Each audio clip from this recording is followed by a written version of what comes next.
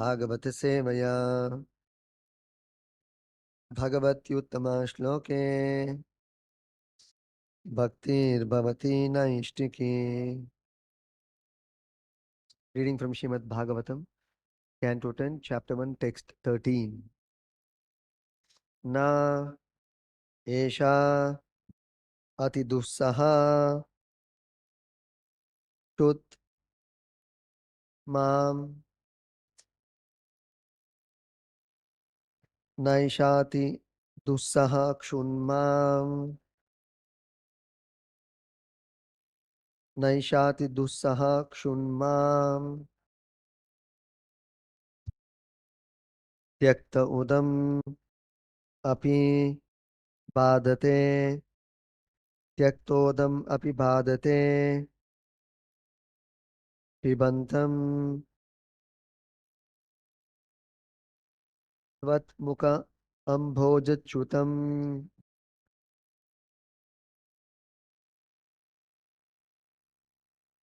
त्वत्मुख अम्भोजा पिबन्तं त्वन्मुखाम्भोजा च्युतं हरिकथा अमृतं च्युतं हरिकथामृतं नैषाति दुस्सह क्षुण्मां त्यक्तोदम अपि बाधते पिबन्तं त्वन्मुखाम्भोजा च्युतं हरिकथामृतम् नैषादि दुस्सह क्षुण्मां त्यक्तोदम अपि बाधते पिबन्तं त्वन्मुखाम्भोजा च्युतं हरिकथामृतम्.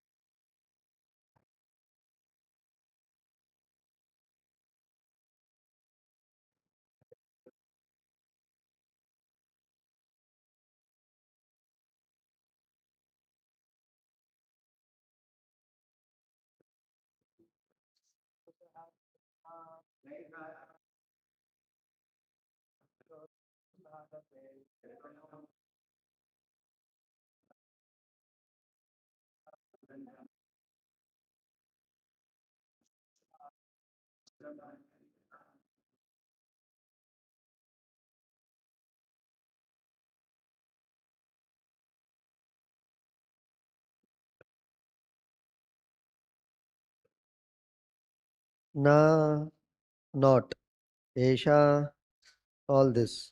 Ati dussaha, extremely difficult to bear. Shut, hunger. Mam, onto me. Tyakta udam, even after giving up, drinking water. Api, also. Badate, does not hinder. Pibantam, while drinking. Tvat mukha ambhoja chutam, emanating from your lotus mouth.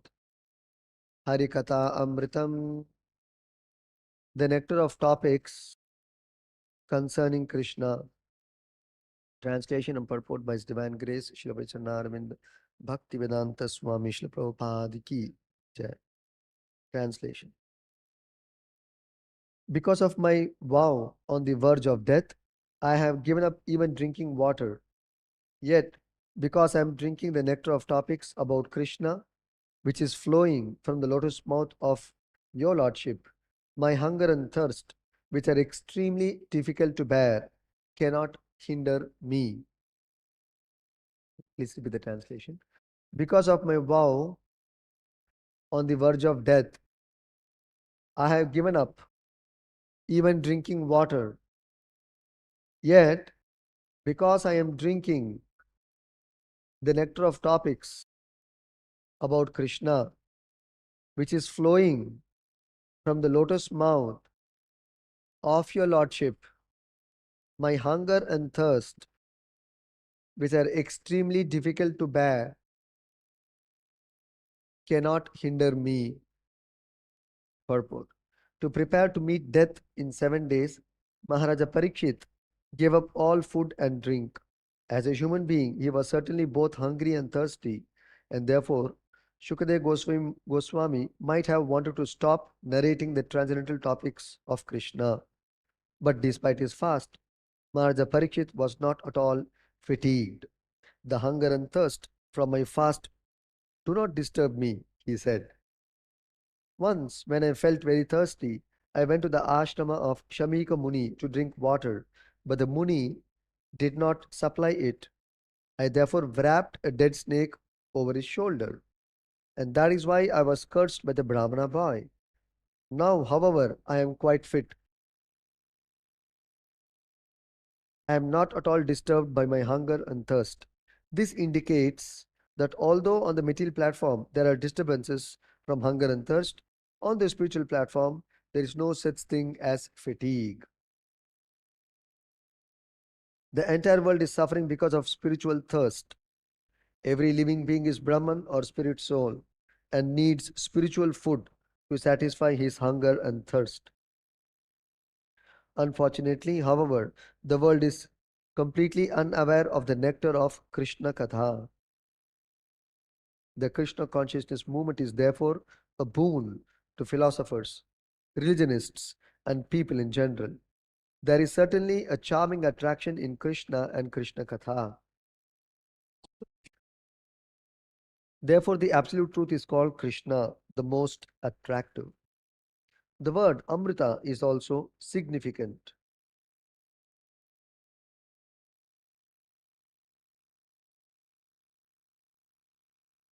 Sorry. The word Amrita is also an important reference to the moon, and the word Ambuja means lotus.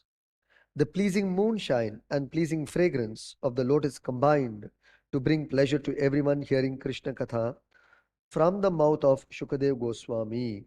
As it is said, Matirna Krishne Paratasvato va mito bipadyeta grihavratanam adanta gobir vishatam tamisram puna punascharvita charvananam. Because of their uncontrolled senses, persons too addicted to materialistic life make progress toward hellish conditions and repeatedly chew that which has already been chewed. Their inclinations toward Krishna are never aroused, either by the instructions of others, by their own efforts, or by a combination of both.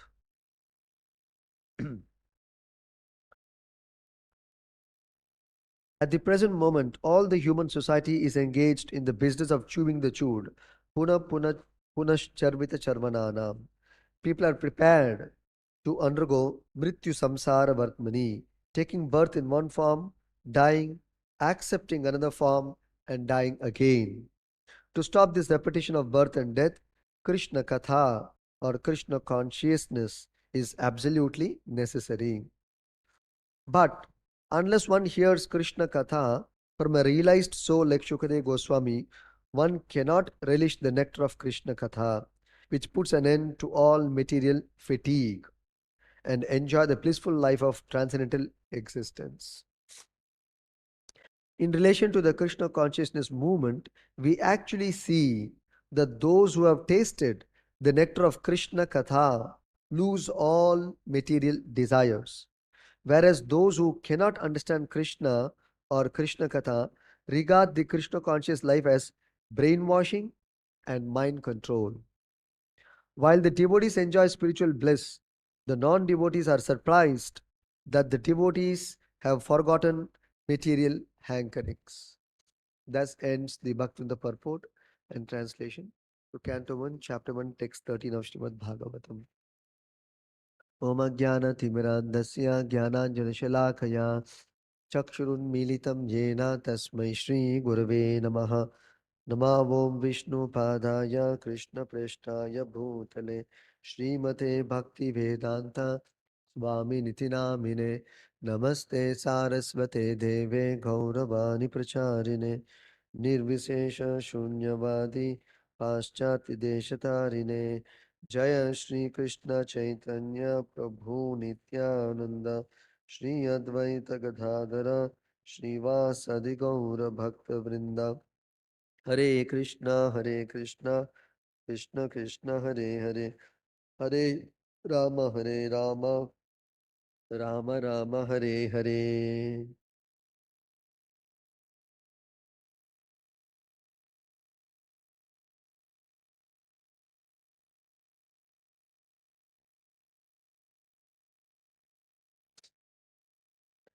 This is a very instructive verse for all the devotees in particular, and even to the non-devotees, because the material disturbances in the form of hunger, thirst are very much affecting a person's life. Our entire existence, we are working to mitigate this hunger and thirst, and we are so much disturbed by these uh, material disturbances. But Krishna consciousness provides solution to all problems, material and spiritual. There are two kinds of hunger and thirst. One is material, concerning the body's hunger and thirst. One more is the spirit soul's spiritual hunger and spiritual thirst. By Krishna consciousness, one can even overcome material hunger and thirst concerning the body. That's what is practically shown by Parikshit Maharaj in this verse. Here it is said, Pibantam tvat mukha amboja chutam harikathamritam. Parikshit Maharaj is saying to Shukadeva Goswami that Pibantam, because I am drinking chutam harikathamritam, I am drinking constantly the nectar of the topics concerning Krishna, tvat mukha amboja, which is flowing, the topics of Krishna, flowing from the mouth of your Lordship, referring to Shukadeva Goswami. So he's saying, because I'm constantly drinking the nectar of Harikatha from your lotus mouth, O Shukadeva Goswami, therefore, this kshut, which is referring to hunger and thirst, which are atidussaha, very difficult to bear or tolerate. Generally, hunger and thirst is very difficult to bear. But he's saying, nah, this hunger and thirst, which are very difficult to bear, atidussaha, nah, but it does not disturb me, does not hinder me. Hinder in what? In his continuing to hear the topics of Krishna without a break, without stopping for relieving himself from hunger and thirst.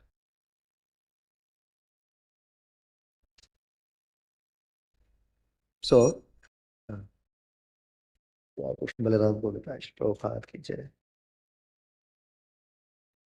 so he's saying, Esha tyaktodam apibhadate. Because I am on the verge of death, Esha, because I am on the verge of death, he's saying, I have given up even drinking water. Tyakta udam. Udam refers to water. Tyakta udam. I have given up. Atibhadate. These are very, very painful, but I have given up because I have the solace from the nectar of Krishna Katha. So, this is the practical benefit of Krishna consciousness. What is that? You can become independent of the body. You will no more be dependent on the body and bodily demands.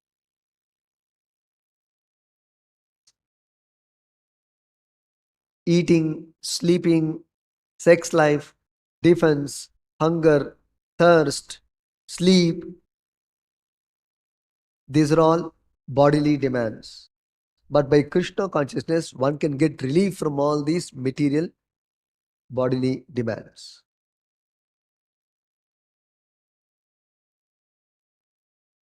One can become completely free from all kinds of material miseries and material fear and material anxiety.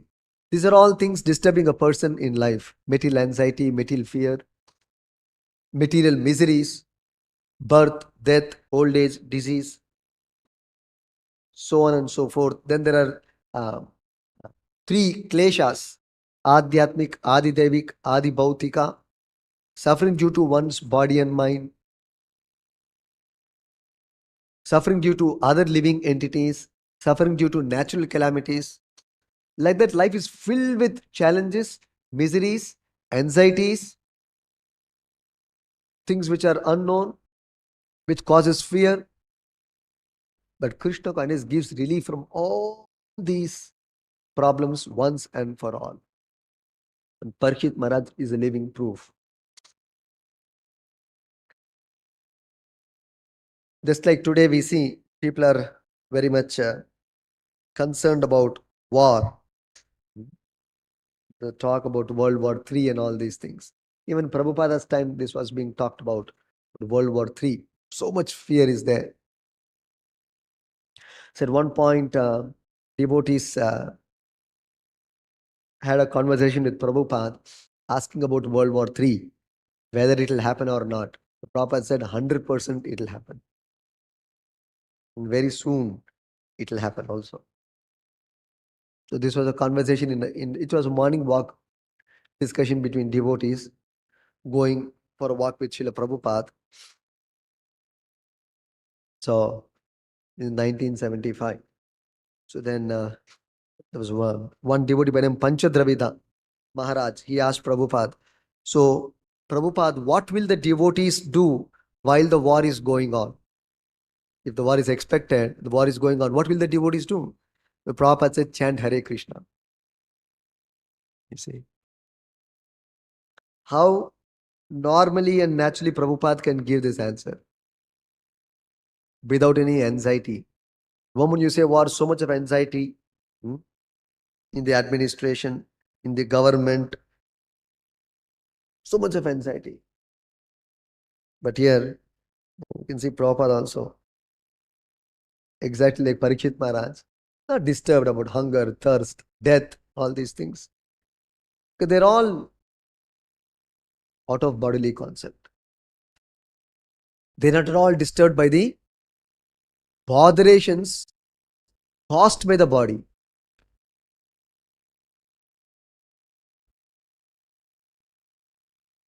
But in contrast, those who are in bodily concept of life, imagine how much we are disturbed by bodily inconveniences. How much we are disturbed. But the fact is, we have nothing to do with this body. This is the very first lesson of Krishna in the Bhagavad Gita. And because of not being trained in this kind of life, how much we are suffering unnecessarily. The entire material suffering is unnecessary. Material misery is unnecessary. But because of our identification of the soul with the body and our attachment to this material body, the disturbances are showing up. In other words, to the degree one is influenced by the bodily concept, one is attached to the body, one is in ignorance. To the degree he is in ignorance, he is in bodily concept, that much degree he will suffer. To the degree one is detached from the body, he will not feel any pain and any material pain and material misery.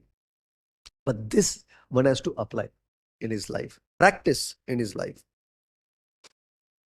One is the philosophy of Krishna consciousness, philosophy of of Bhagavad Gita, but that is meant for application. If you want to experience freedom from material miseries, you have to apply the principles of Bhagavatam, the principles of Bhagavad Gita. You will very soon see yourself in a transcendental state. But one has to apply oneself.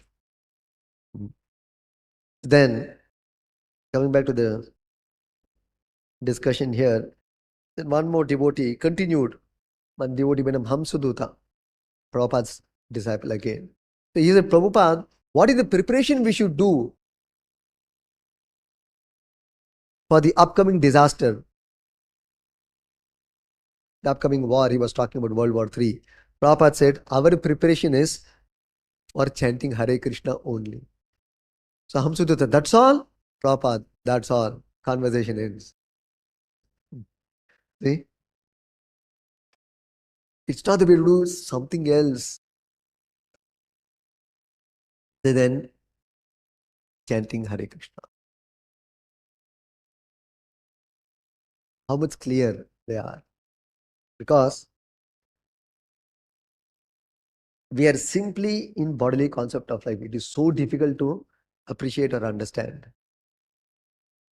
We are drowned in bodily concept of life. On the other hand, the irony is we have absolutely nothing to do with this body. But we are living as though we have everything to do with this body. We have absolutely nothing to do with material life, and our entire life we are living in material life. This is the irony. So people are discussing so many problems, issues, trying to solve them, resolve them. From the spiritual perspective, this material life and material existence itself is of no consequence. Why are people trying to solve, resolve, discuss? Why are we trying to do that, first of all? See? And whether a problem is created or it is solved, does it have any consequence on the soul? It has no consequence on the soul and our spiritual life. So why should we waste our time? Therefore, all transcendentalists and spiritualists, you can see in history, they never bother to resolve any material issues. They don't come to material platform at all.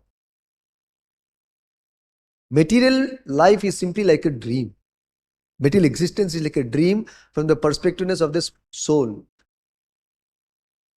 So, one place Prabhupada says in Bhagavatam, in one purport, this is in the purport to the verse, Vipada santuta shashvat tatra tatra jagat guru bhavato darshanam yat syad apunar bhava darshanam, is a prayer by Kunti Maharani, first canto, 8th chapter, text 25. So, what Kunti Maharani says, I'll just read the translation. I wish that all those calamities would happen again and again, so that we could see you again and again. For seeing you means, Krishna, that we will no longer see repeated births and deaths. So, Kunti Maharani is inviting trouble. Who will invite trouble? Kunti Maharani is inviting trouble because it is an impetus for us to remember Krishna. And if you remember Krishna, there's no question of birth and death. In fact, even death is also Krishna, because Krishna himself says in Bhagavad Gita, Mrityu sarva haraschaham. So if I am to face death, that is also welcome, because that death is another feature of Krishna.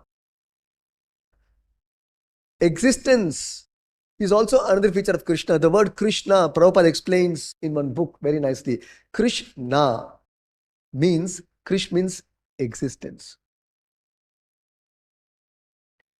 So, Na means Ananda. So, Krishna, one more meaning is, if your existence is with Krishna, it will be filled with Ananda, is another meaning of the word Krishna. So, Kunti Maharani is welcoming danger. And we are always afraid of danger. So for those who are in bodily concept of life, even the so-called happiness causes fear. Because after happiness, what next? And there is a cessation of happiness. That means there's an end to happiness. And happiness is always followed by misery. Misery is always followed by happiness. This is the dual nature of this world, and one cannot avoid it. Happiness and distress are uh, concomitant factors of material existence. So one cannot avoid happiness and distress. Both will come. Therefore, the devotee of the Lord, Narmani advises, should not be bothered about material happiness or material distress. As I said, from the spirit soul's perspective, the entire story of material life is simply a dream state. Affairs in a dream. No real consequence. Only an ignorant person gives material value and becomes affected by the happenings in this world. Somebody becomes very rich, we are affected. Somebody becomes poor, we are affected. Somebody is very sick, we are affected. Somebody is very healthy, we are affected. So in so many ways we are affected because of the influence of the three gunas. Influence of the bodily concept, consciousness. Therefore, a pure devotee, he is not busy solving material problems because it is only a dream from the soul's perspective. Why waste time? Because human life is rarely attained. If you miss this human form, guarantee with no sense of Krishna consciousness, next life he will miss the opportunity of human life and he will get trapped into the 84 lakh species. The next opportunity will be after lakhs and lakhs of lifetimes. So what a big loss. See, Prabhupada says here in the purport to this verse, the spirit soul is transcendental to all material calamities. Therefore, the so-called calamities are called false. Prabhupada gives a nice example. A man may see a tiger swallowing him in a dream, and he may cry for this calamity. See, sometimes we see small children sleeping on the bed, safely in the room, suddenly he'll start screaming. And the mother comes running from the kitchen, busy preparing the breakfast for the child. So mother comes, so what happened? And the child is screaming, tiger, tiger, tiger. Sometimes the child may sweat also, sleeping on the bed, AC is on, or fan is running. Still a bit sweat also might be there, isn't it? We have experienced this actually. Actually, there is no tiger and there is no suffering. It is simply a case of dreams. In the same way, all calamities of life are said to be dreams. If someone is lucky enough to get in contact with the Lord by devotional service, it is all gain. So how do you solve this tiger problem? How do you solve this tiger problem? You should only get up, get out of dream, get out of the sleep, get out of the bed. Then only the tiger problem will be solved. Otherwise, so long you're on the bed and dreaming, the tiger problem will never be solved. Similarly, so long we're in bodily concept of life, the material miseries, the material calamities, the anxiety, the suffering, the pain will never be solved. That means what? Therefore, the Shastras say, Atato Brahma Jignasa. One should become aware of one's spiritual identity, spiritual existence. In spiritual existence, there is no suffering, there is no misery. The very nature of the soul is Ananda. The very nature of the soul is Ananda. Entire spiritual existence is simply Ananda, Anandamaya Abhyasat. Simply blissful existence. But unless we awaken our spiritual identity, we can never solve these material miseries in our life. We'll go on making, this plan making commission we have. Plan making department, 5-year plan making commission, 10-year plan making commission, this problem, food problem, water problem, so many thousands of problems are coming. And the entire existence uh, is passed simply trying to resolve these material problems. And here we see, simply by hearing Krishna Katha, will not even be bothered by gross material miseries. One can come to that state of existence, transcendental existence.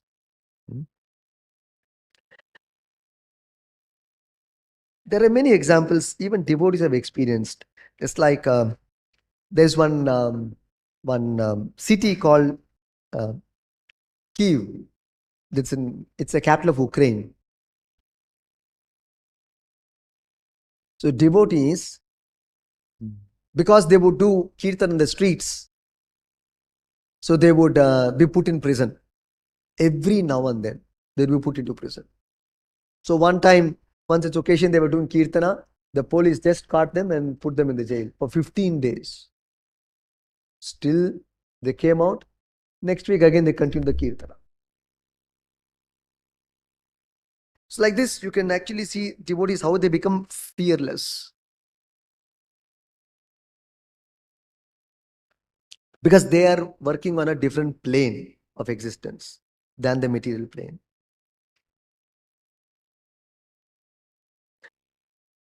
Then there was one more instance where this is a peninsula in Eastern Europe, one place called Kerch. So it's a very ancient city, well-known, popular city in Eastern Europe.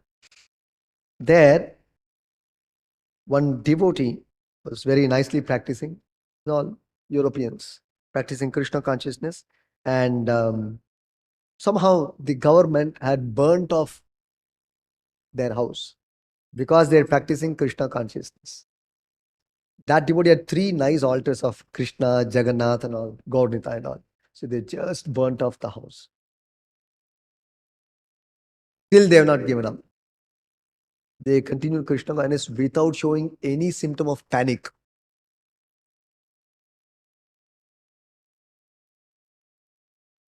You can even see Prabhupada. See how much Prabhupada has instilled confidence in devotees. You can just imagine. These are all very practical. Because one may think, oh, Prabhu, Parikshit Maharaj is in that level, Prabhu.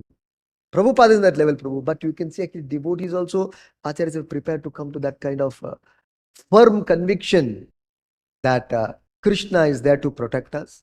What is there to fear, including death?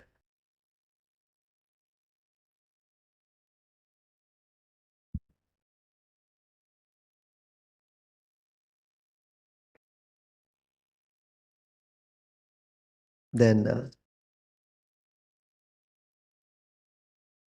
this was in a travel by Srila Prabhupada in a flight from San Francisco to New York. So Prabhupada took a flight from San Francisco to New York to meet the devotees there, and Prabhupada was not keeping well. He was a little sick. It was a 5.5 hour flight journey from San Francisco to New York. And Prabhupada just landed, and there was a big reception by devotees doing kirtan in the airport in New York. And at a stretch, Prabhupada gave a lecture for 3 hours in the airport. And further, he continued on his other appointments and meetings and all these things without taking any rest. No jet lag. Many times, I remember in the early 90s when I was newly going to ISKCON temple, devotees used to describe uh, how uh, Prabhupada would sometimes travel so much continuously. Take one flight, finish one engagement, they take another flight, finish that engagement, again take another flight. Continuously he would travel. And without taking any rest and all these things. Yeah, of course, a transcendental personality. I'm just saying how Jai Krishna Balaram Govardhan, there is a possibility of existing free from the dependence on the body. That state is very much possible. That is why even acharyas accept a material body to show us Because if he comes in his spiritual body like Krishna, we may think anyway that's a spiritual body. But even in material body, acharyas accept to show us that you can overcome the material demands of the body if you are absorbed in Krishna consciousness. See, Parikshit Maharaj, for 7 days and 7 nights, being totally absorbed in hearing Krishna Katha, was completely oblivious, indifferent to the needs of the body.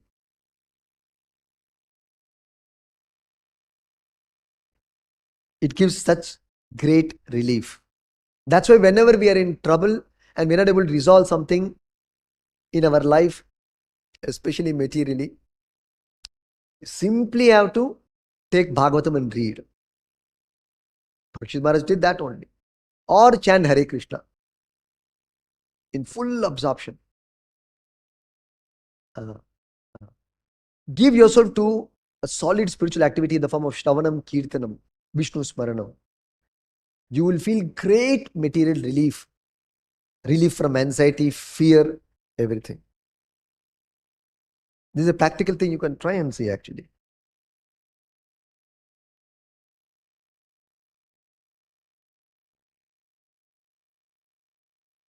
The last reference, this was in 1967, May of 1967.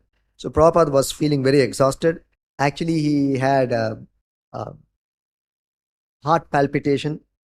He had 2 heart attacks on the ship board Jaladuta, on board the ship Jaladuta.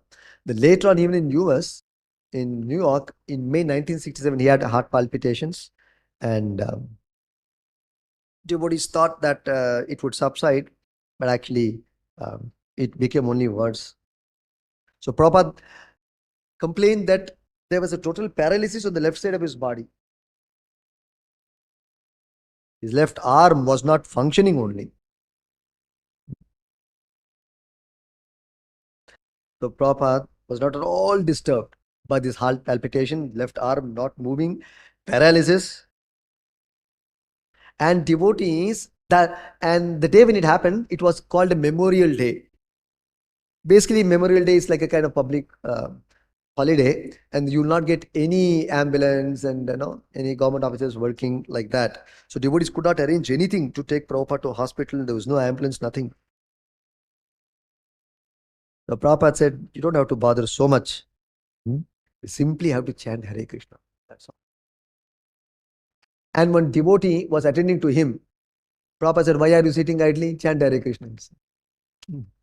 So normally he looked at me and said, it was Satsur Maharaj. So, why are you sitting idle? Chant Hare Krishna.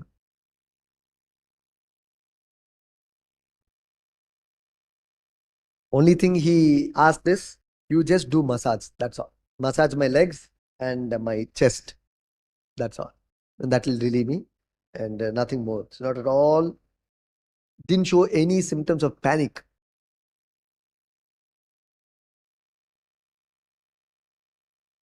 Then somehow they made one emergency call, and one doctor came, and then he said Swamiji should go for walking, and that's how Prabhupada started actually walking morning walks after that. Then after that, one more doctor came later, and he said I have to do what is called a spine tap. Spine tap means actually they take the fluid from the lower back of your spine, and they will pierce one needle into the spine directly and extract the fluid for some diagnostic purpose. So they just pierced one needle into Prabhupada's spine, a 78-year-old man, and drew the fluid. And then the devotee asked Prabhupada, was it hurting too much? Prabhupada said, we are tolerant. So like that you can see time and again, Prabhupada has exhibited complete freedom from bodily disturbances. So this is the effect of Krishna consciousness. Even as a sadhaka, we can actually see that if you practice, as Parikshit Maharaj also is showing personally, whenever there is danger, we should remember Krishna and immediately call out for Krishna, Hare Krishna, or Remember a verse from Bhagavatam, Krishna Katha, Prabhupada Katha, and you'll actually feel great relief. And we should always remember that because we are absorbed in bodily consciousness, we are getting disturbed. But if we realize we are a spirit soul, actually there is no disturbance happening to the soul on the spiritual platform. So that is the recourse, solace which we should take. And so long we are living in this world as devotees, let us execute our seva to the Lord. Success, failure is part of this world. Danger, things happening peacefully, things happening in a very troublesome way is part of the nature of this world. It is nature of this world. So we have to go by the flow. That is okay, but not to get disturbed. Because our existence is very safe in Krishna consciousness on the lotus, under the lotus feet of Krishna. Death is only an impetus for the devotees to go back to Krishna, join Krishna, and continue serving him in the spiritual world. The devotee has nothing to fear, whether living in this world or dying.